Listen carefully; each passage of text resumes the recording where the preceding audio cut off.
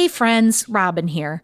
Now, I'm not sure if you're aware, but next week on September 10th, it's Suicide Prevention Day. So, in honor of that very important day, we wanted to share with you this interview with Amy.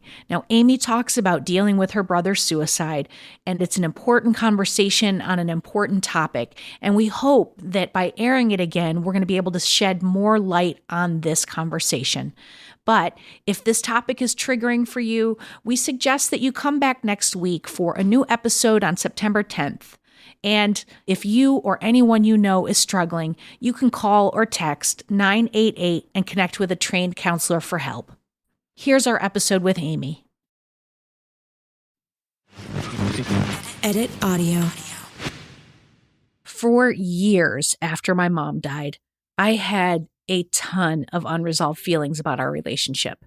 And you can call it hooey, but I went to see a medium because I wanted answers to some of these questions.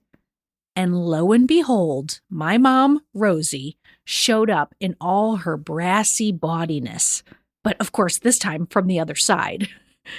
Now, on the plus side, she said some really lovely things, and she apologized for the bad parts of my childhood. But then I asked the $50 million question. Why? Why did you do the things you did? Was it something from your childhood? And then the message came from Rosie, through my psychic lady, of course, loud and clear. The why doesn't matter. Rosie said, "You just got to move on, kid. You just have to move through this." Now, at first, I felt a tinge of frustration. I really believed that I needed to understand why in order to help me process. But I have to say that feeling just faded quickly. And I realized that the why didn't matter. I am where I am, and I need to find my own joy. I needed to move on from the past and live in my present.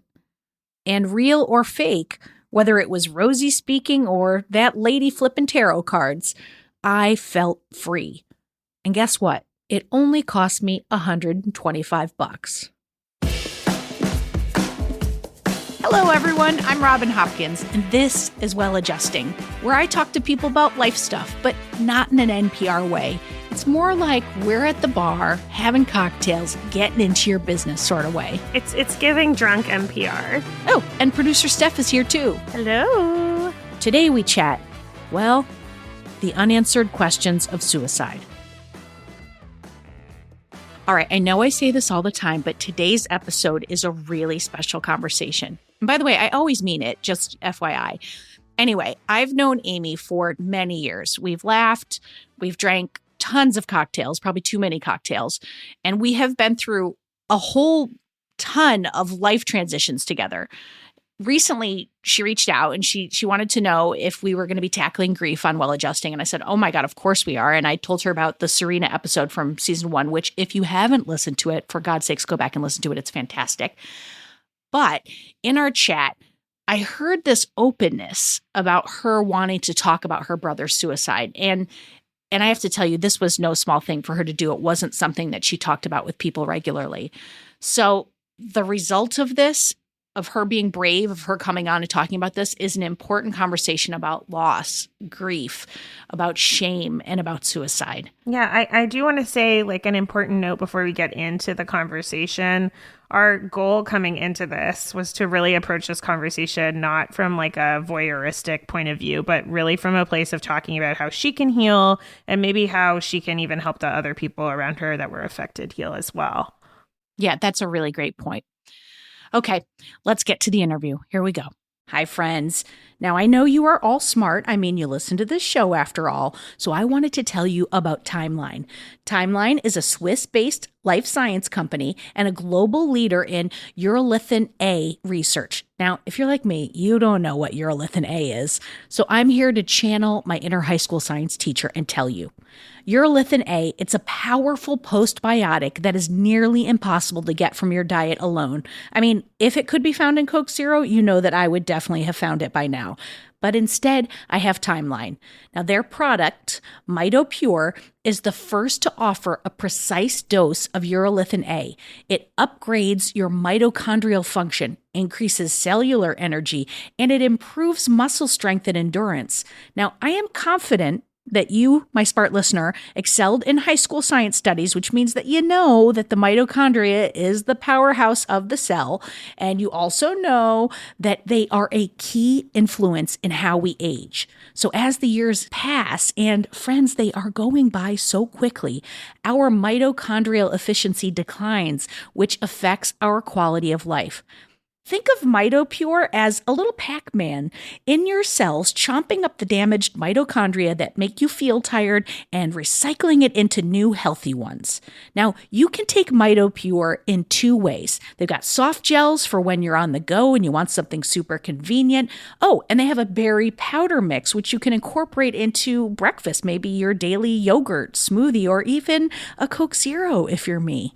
Now, taking 2 MitoPure soft gels a day for only 2 months can help you feel big improvements in your cellular energy, muscle strength, and endurance. Now, after 4 months, you're going to feel yourself getting stronger, experiencing less inflammation, and recovering faster after workouts. And you all know that after my early morning tennis, I need to recover. Okay, Timeline has a special offer for you, my favorite listeners. Timeline is offering 10% off your first order of MitoPure. Go to timeline.com/RobHop. That's TIMELINE.com/RobHop. Hop to it, y'all.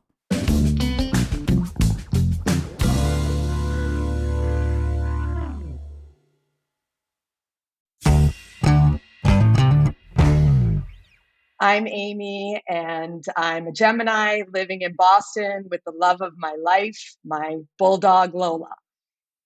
Amazing. Okay, so that's bad that you didn't say your husband. We'll get back to that. If you could edit that out and put my husband Jonathan in, that would be appreciated. So you and I were talking about grief. For me, it was around the loss of my brother who took his own life. And to me, it's been the same question for 9 years, and that is why? Yeah. Yeah. So we should say up front that you and I know each other. We've known each other for many years. And so I was around when it happened, but maybe tell everybody a little bit about who your brother was and your relationship, just so we have a starting point of where things were. He was my big brother. He was the oldest of 5 of us. And he was a bigger than life person in my life. He was my hero. Woo. And just so everybody knows, while Amy's recovering there for a second, we talked about this probably being an emotional conversation. And I, of course, suggested maybe she have a cocktail before we start. And then I said, wait, no, actually don't do that. Because we knew this was going to be a tough conversation. Yeah. But a necessary one. So, my brother was 49 years old when he took his own life. And that was after an incredible life where he devoted himself to the armed services. He was a Marine for 25 years and he retired at the highest rank. He had served 4 tours of duty over the last 25 years. And so when he retired, it was really this amazing moment to celebrate him and to usher him into his next phase of life. Yeah. And my brother was the type of person that you could call at any hour of the day and he would always answer. And if he happened to be in the country and you were having a problem, he would find you wherever you were to help you solve that problem. He was the guy you called. Yeah. And so you can imagine the incredible shock. Yeah. When it happened. Yeah. And we didn't live in the same state, so I didn't see him every day. I didn't talk to him every day. So to me, there were no signs. And he and I had actually spoken a week before, and we were planning Thanksgiving. Yeah. We were talking about the family getting together and how we were going to celebrate Thanksgiving together. Yeah. And that was our last conversation. Ugh. And I mean, really, I think the question is just like, what happened for you when it happened? Everything changed. I can remember the day, and I relived the day so many so many times in my head. Yeah. I actually remember starting my day out and going to therapy, as millions of New Yorkers do. Start your day with a little therapy. And it was 9 months after I had lost my father. So I was in therapy, working through and processing the grief of losing my father. And I remember coming out of that particular session feeling like, oh, I feel the fog starting to lift. I feel myself becoming me again. Yeah. So I went to work and started my day and was in my weekly with my two bosses. And there was a knock on the door. There was an urgent call that I needed to take. And so immediately I felt dread and fear. And I remember taking that call, and it was actually my husband was patched through. And I remember him saying, Dave hurt himself. And I said, I don't know what that means. Like, what do you mean he hurt himself? Like, was he in a car accident? And he's like, no, Amy, I think Dave hurt himself. And I remember just like falling to the ground. Like, none of it made sense. Like, that's impossible. I went home, I booked a ticket, I got on the plane, got to my mother's where everybody was, and there was just such anguish.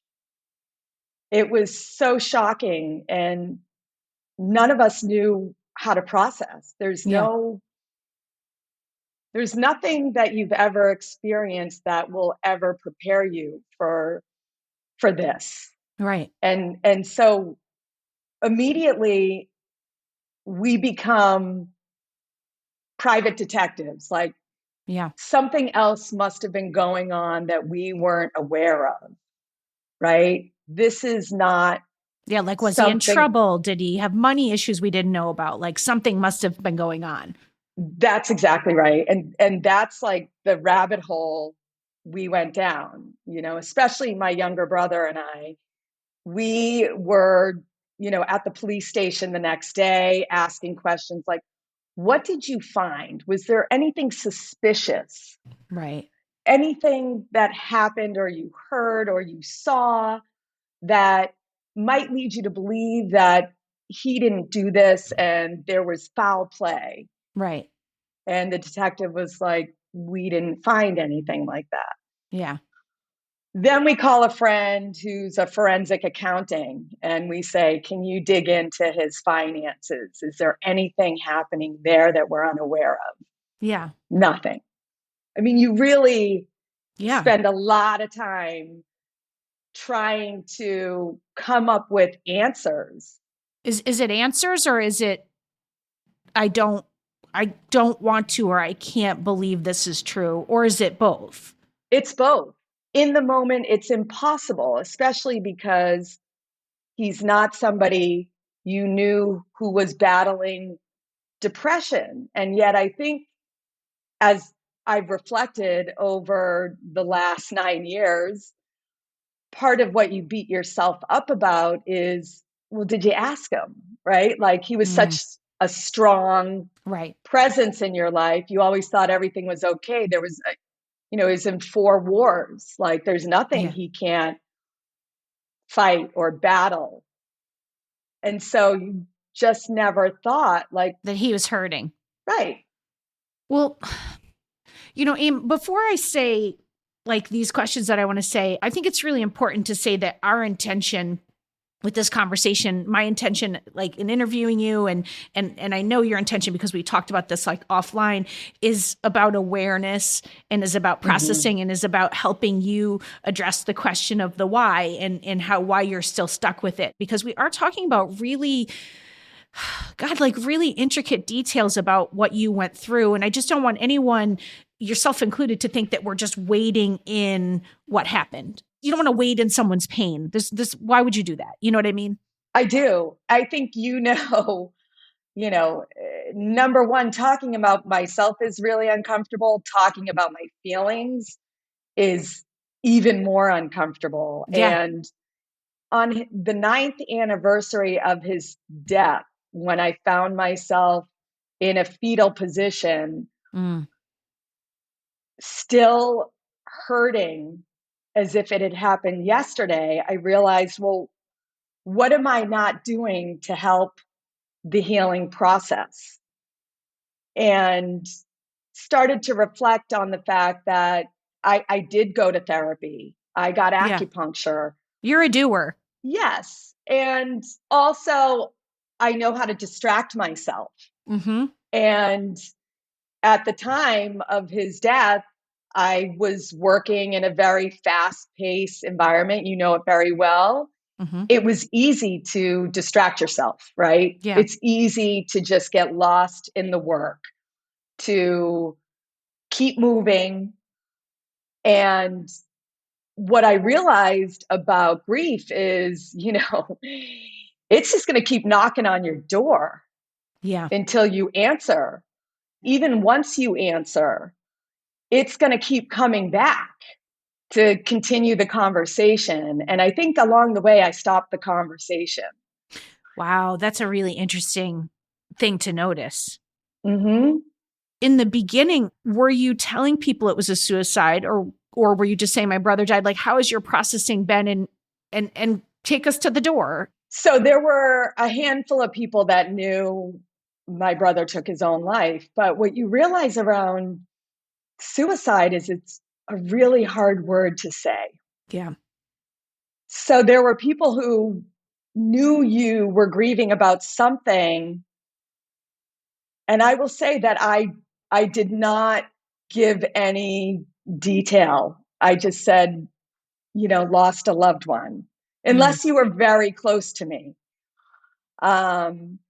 It is a very hard thing to say out loud. As you can see, I still have, I still struggle. I still get that. Well, even in the way your husband told you, I think he hurt Yes. himself.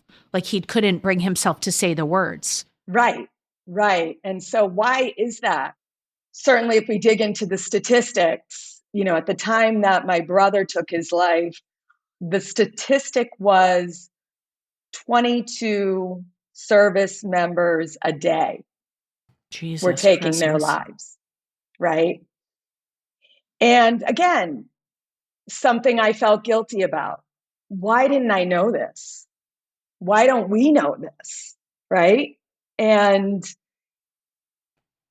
is there shame in it? Yes. Well, and also it's like, it's a word where when you say it, everybody's in your business.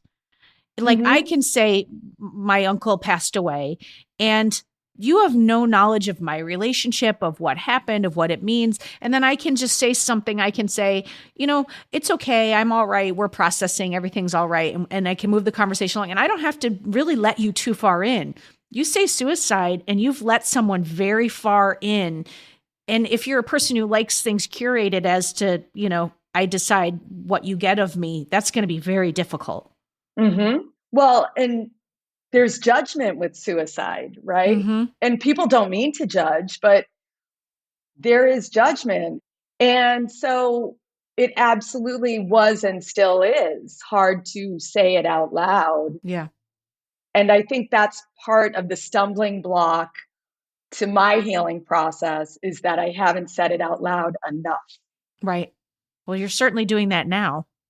And that's a long way of answering your question, why now?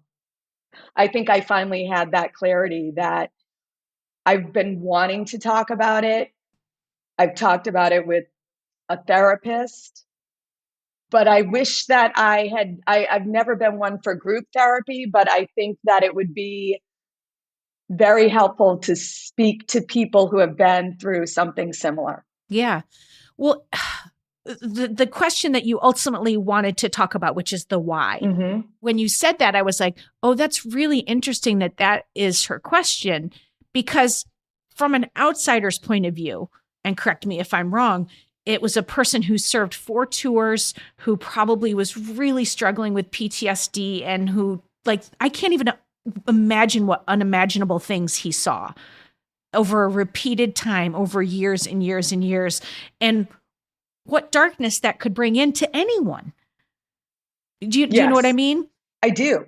I do think PTSD played a part. And when I talk about the why with people, when I want to replace the word suicide with another word, so I don't have to say suicide, I say PTSD was the cause.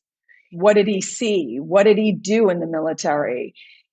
How do you assimilate after 25 years back into a culture that isn't really paying attention to the war being fought hundreds of miles away, 1,000 miles away? You come back and life is moving on. You are doing something that you really believed was serving a purpose bigger than yourself.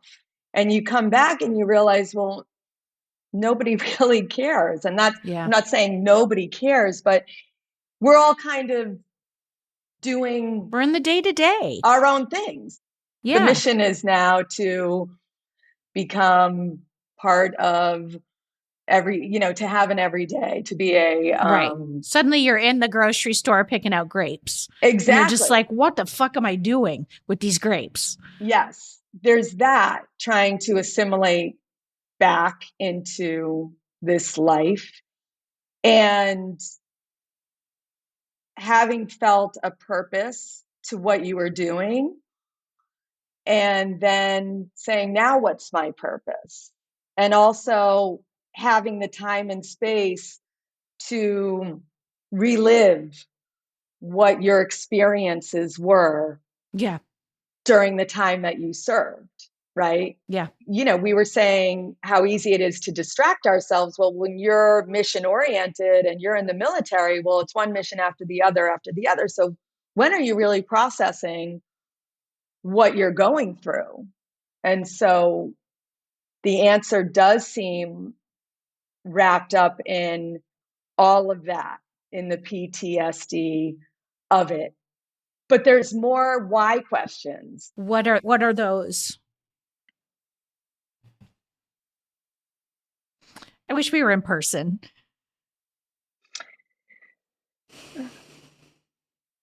Amy, do you want to get a drink? Do we want to make a cocktail? I thought you were going to make this funny. We're good. We're getting to the funny. It's coming. I can send a drizzly order over if you need it. Just let me know. Okay, so I'm going to spit this out, but why didn't you call me? Okay. Or why didn't you call somebody? Yeah. The only thing that I can ever think is that that's how dark it was. That's how dark it was that he could not even pick up the phone. Yeah. Yeah. So when I was in therapy, and obviously talking about this in every session, and asked my therapist to help me try and understand what was going on with him in the moment, because you think they must be thinking rationally, like, I have a family, I'm loved. Yeah. There are people I can call. One of his best friends, he lived around the corner and had been very open about his own struggles. He was a Marine also. So there were people, there was a support system. And my therapist said, when a person is in crisis like that, all they're thinking about is, how do I get out of this pain? Yes. And as the survivor, there's what you clearly know to be true and facts, and those are all there, but none of those do anything to release you from your pain. No. I think what you learn is that time doesn't heal. If anything, it gives you the space to learn how to cope and keep moving. I do think that there are the small things, like the talking about it. Like, I don't know about you, but when I go to therapy and when I broach something that I'm really uncomfortable with, that I have maybe shame attached to, or that I don't. But when I do say it out loud, I always leave the session a little bit lighter. Mm-hmm. And I do think that conversation and openness and talking about it helps release the shame. Yes. And I'd also like to figure out a way, and I think I'm getting better about doing this, is, as I mentioned, my dad died 9 months prior to losing my brother, and he Yeah. died of lung cancer. Mm-hmm. And it was shocking because it happened fast. So it was very sad. But we talk about my dad, and we talk about what we loved about my dad, and that helps. For some reason, we don't talk about my brother. Isn't that interesting? Mm-hmm. And that has been something that I've realized. When we talk about him, we're usually talking about what happened. Mm-hmm. And on the anniversaries of his death or on his birthday, we call each other and we say how sad we are. Yeah. Yeah. And I was thinking, well, what if we could now talk about what we loved about him, Yes. a favorite memory, and try and pivot away from these milestones as being sad, Mm-hmm. as looking at, we had my brother for 49 years. Yeah. And let's remember. Yeah. I wonder if maybe part of like you saying you're ready to talk about it means you're ready to be the leader to help. And I don't mean this to be pressure, but you are a leader. I know you as this, but like maybe you're ready to be the leader to help bring the family out of the darkness. And, like maybe that becomes a celebratory day. We all have to say one nice thing about him. We have to start an email chain. It's like, everybody say one nice thing. If you can't be together, one nice thing, or have a Zoom and you all have a cocktail and tell a story, like bringing the light and the levity to the loss and the love. I'd like to think that can happen, because I don't know that I recognized that we weren't remembering what we loved about him as much as sitting in our sadness. Yeah. And so how do we pivot away from that? And so the fact that I can get to this place, I hope, yes, I think it's a giant step in talking to you.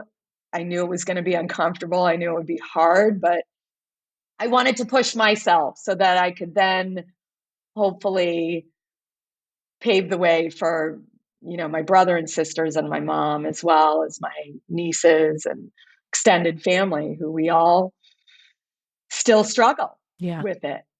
I do think like you right now are like a promo for talking to people, because, I think sometimes we just live so much in our own heads, and I don't know what good comes of that.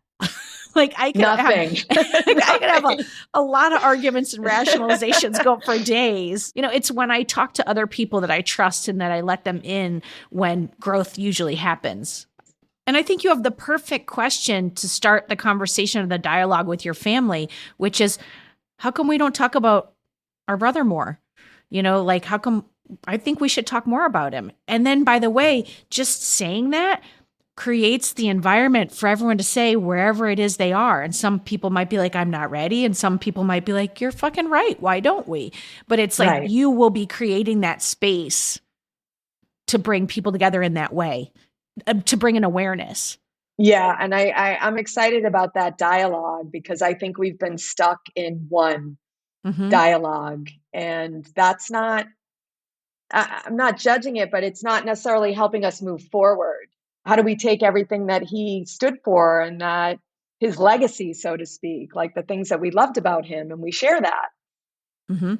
I think if you're anticipating any resistance, like sometimes it's helpful to make it about yourself or like a project. At least I do that with my family. Like if I know that like people aren't going to want to like share a memory or like do something that involves them confronting their own grief process, I'll make it about me. Like I'm making something for myself to help me go through this, and like it's a scrapbook or it's a list of things I can come back to or whatever, like can you share something with me?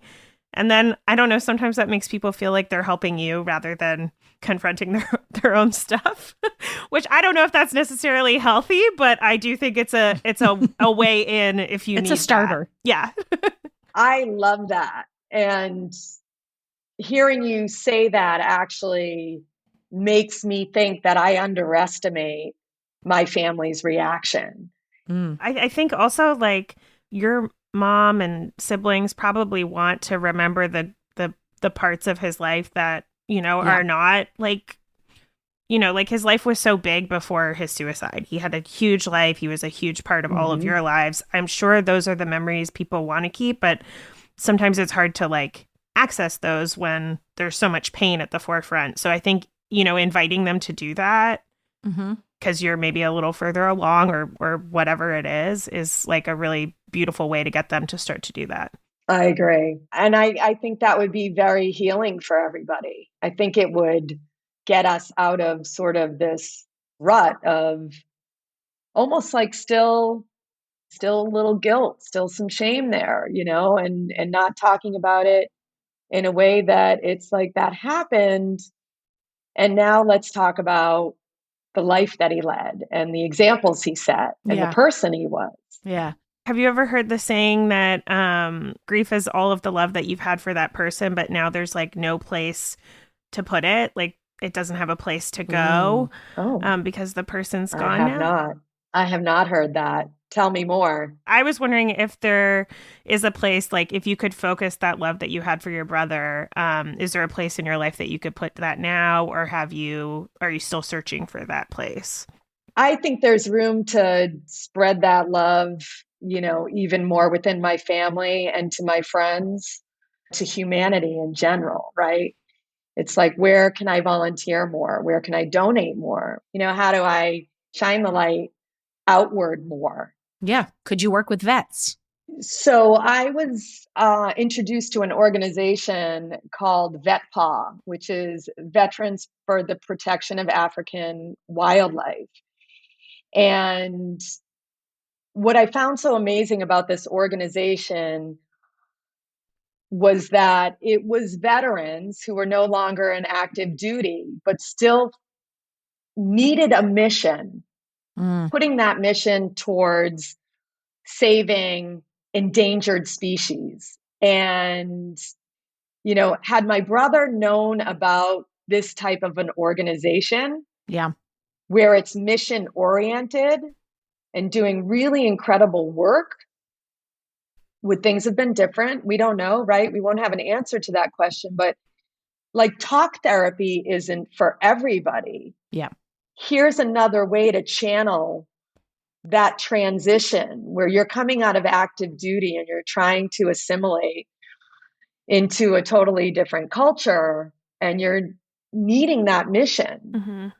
You know, continuing to find these organizations that are doing really good work for veterans, for active service members that are suffering from mental health issues has been something I've strived to do and to give to those organizations.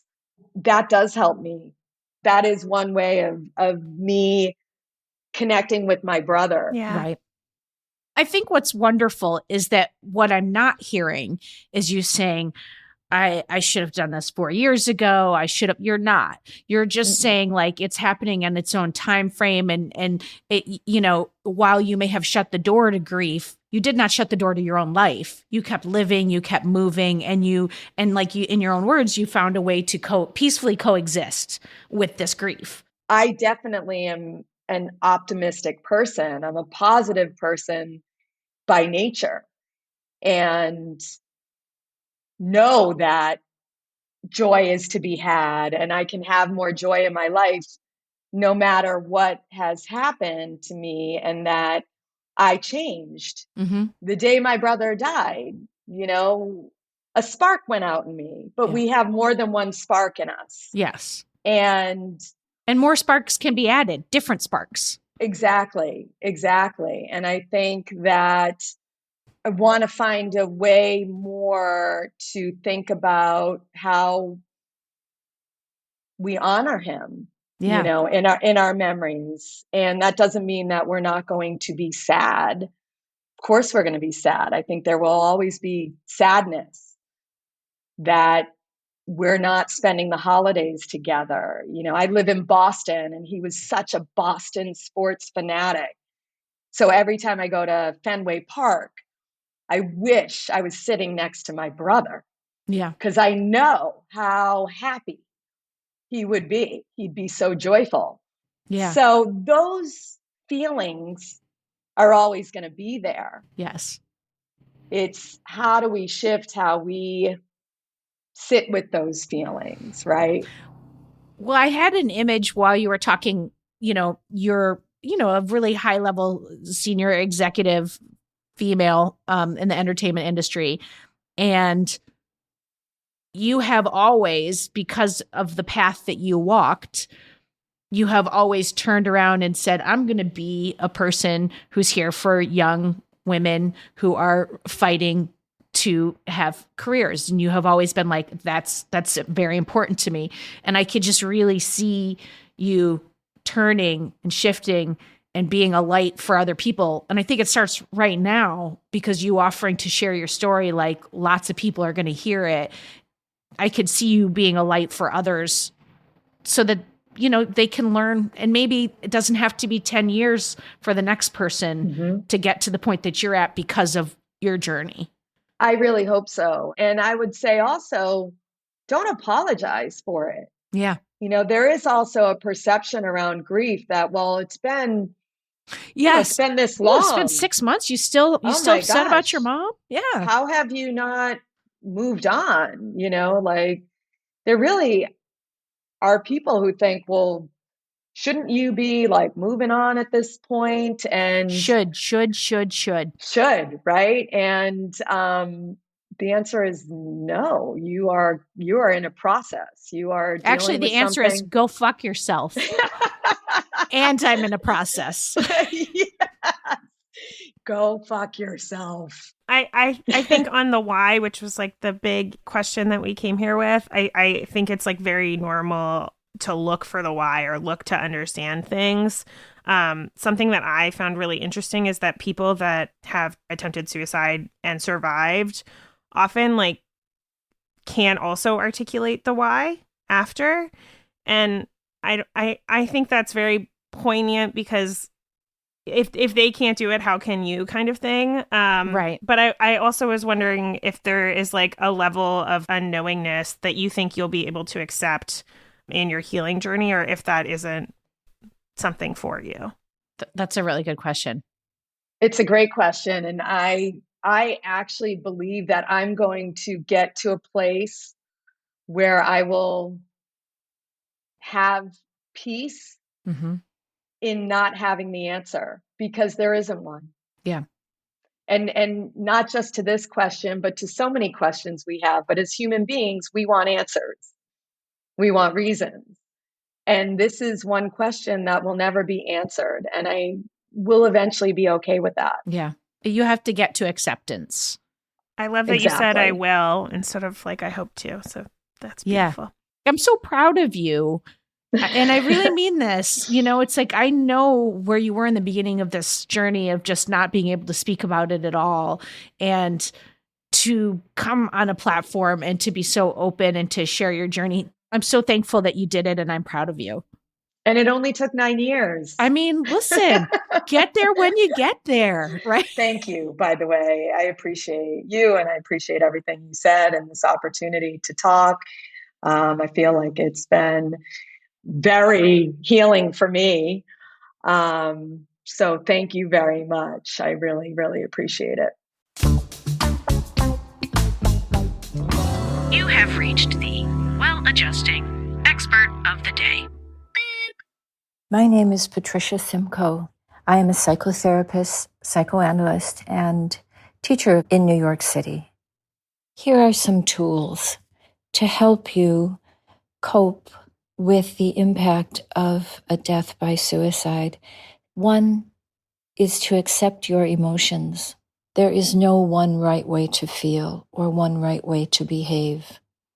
The first thing that you might notice is shock. It's hard to name shock when you're in it. It doesn't come on like sadness with tears or fear with trembling. Shock kind of stops you in your tracks. Of course, there's also denial. There is guilt. I should have called more. I should have been there. I could have done more. There can be anger, confusion, anxiety, loneliness, and even in some cases, relief. If someone we have loved has been suffering, finally finds relief through a death by suicide. These feelings are normal and they can vary. And there can also be another feeling, or it's even a state, which is the sense of shame. Shame is a feeling, but it's more than a feeling. It is an entire state within your system. With shame, we feel like not just that we've done something wrong, but that there's something wrong with us. There's no standard timeline for grieving and no one right way to cope. The first thing is to accept your feelings. Focus on what you need. Take care of yourself. People in grief often forget to do this. It really is important. You must keep a regularity to your life, not just for your health and not just for your mental health, but also for the sense of continuity. Take care of your physical self. This can give you the strength to cope. You have to draw on your existing support systems. There is often stigma around suicide, and where there is stigma, there's shame. Many loss survivors suffer in silence, but talking about things brings them more within our own frame of reference. So the shock and the unbelievability of a suicide can become manageable.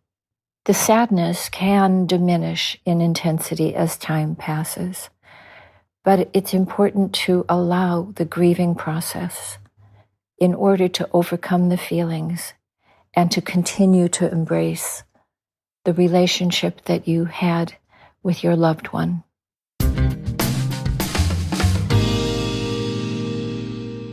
And one last thought. I think it's really important to note that oftentimes helping other people is just the path we need to help ourselves. So that's it, folks. That was one intense convo. So go hug the people you love. And I want to say a heartfelt thanks to Amy for sharing her story with us. My hope is that this conversation helps many, many people who have been impacted by suicide.